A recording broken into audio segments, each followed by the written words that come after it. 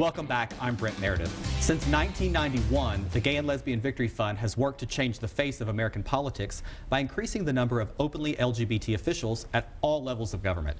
Joining me tonight to share more about the Victory Fund and how it helps shape politics right here at home is Nashville Committee member Rob Sikorski. Welcome back, Rob. You didn't go very far, did you? So that's great. Now, I gave a little intro about the Victory Fund, and we've talked about it before, but if anybody's watching tonight, give us a little brief history lesson, if you would. As you mentioned, it started in 1991, and over the years between now and then, or then and now, we have really been able to increase the number of LGBT officials in the back room, in the legislatures, and we found that that's critical to getting same-sex legislation and recognition passed. Yeah, having people at the table obviously helps, right? Exactly. Now, what kinds of support and services do the fund offer to not only the communities, but to candidates? So we provide, we have the Victory Fund Institute, where we'll provide training to those that are in office or want to be in office that are running.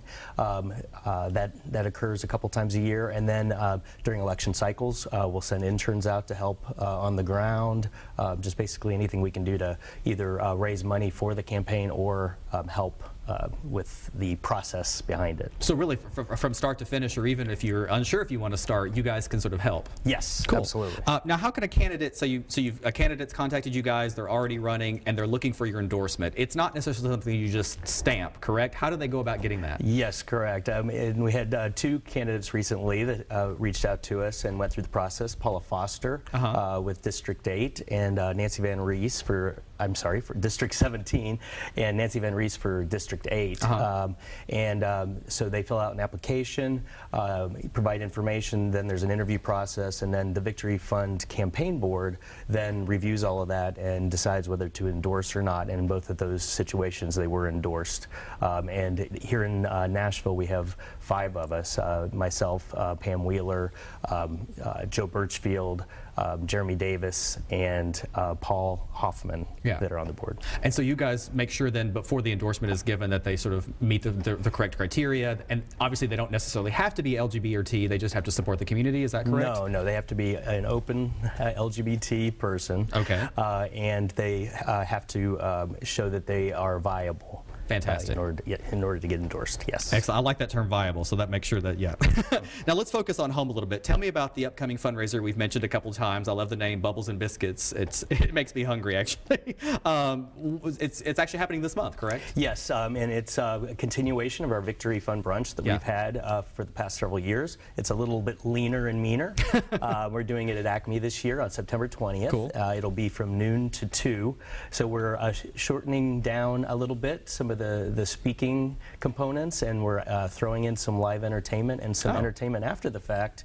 At Acme, as everyone knows, is a huge venue with live music. Yeah. So we've got we'll have speakers, we'll have as I mentioned, live entertainment, and a lot of elected officials, and our new mayor will be there as well. Can you give us a scoop on any of the speakers or anyone that will be there? Yeah, along with the elected officials that are coming and the mayor, we're going to have Brian Sims.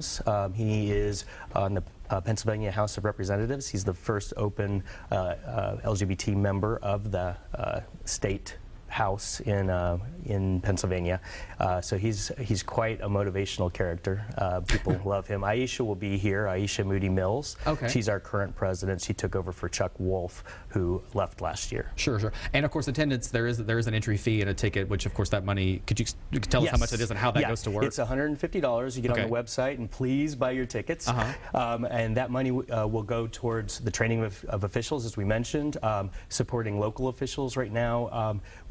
Victory Fund is focused on areas where it's been slower for equality to come, such as Tennessee. So getting money to those folks, and then just any other races around the country that they're similar in nature. So, I mean, people can be assured that generally most of their contribution is going to actually helping elect. Yes, absolutely. Cool, fantastic.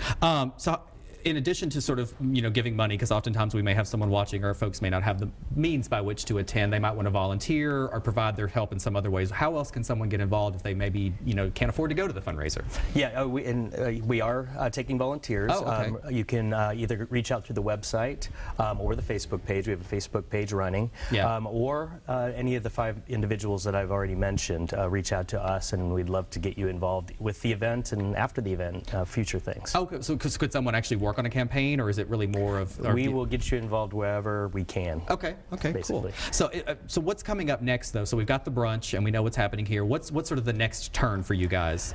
Well, we're wrapping up the election cycles here that are happening right during this time, and then we'll look towards the next election cycle. And one thing that we also look for as a part of the campaign board are people, open LGBT people that are local, that we can talk to about encouraging them to go to the trainings, to think about maybe running for office. Oh, so you guys might actually reach out to someone and say, I hesitate to use the word recruit, but look for someone who might fit the mold? Yes, cool. Basically, yes. Anybody you can share with us? I'm just kidding. You don't have to give us any names, though. I appreciate it. Well, thank you very much. I'm actually looking forward to going this year. I really appreciate you coming in and talking with us, and for your picks. That was a lot of fun. I'm glad you had some interest. I enjoyed that very much. Get your tickets. Yes, get your tickets, and you can get them. You can order them online or get through the Facebook page. Listen, Thank you so much, Rob. We'll see you again later. Take care.